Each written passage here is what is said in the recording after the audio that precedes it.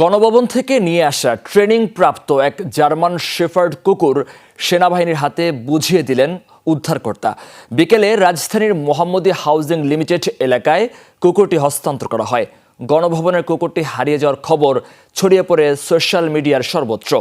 এর আগে দুপুরে পাশের এক এলাকা থেকেই কিছু অস্ত্র উদ্ধার করেন সেনারা।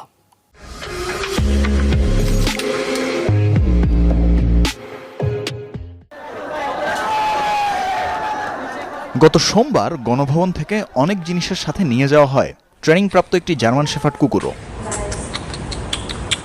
সেই কুকুর ঘর ছাড়া হওয়ার পর সামাজিক যোগাযোগ মাধ্যমে ওঠে আলোচনার ঝড়। গণভবনে যে একটা কুত্তা ছিল, এটা কোথায় গেল? তবে কুকুরটিকে আসলে বাঁচানোর জন্যই নিজের কাছে নিয়ে এসেছিলেন রিজওয়ান। জানালেন সেদিনের ঘটনা। কেউ আমাকে একটা রশি দেয় নাই, কোনো কিছু দেয় নাই, আমি তেনা দিয়ে পেঁচাই নিয়ে আসছি ভাই। এর মাঝখানে অনেক রিউমার্স ছড়াইছে, অনেক কন্ট্রোভার্সি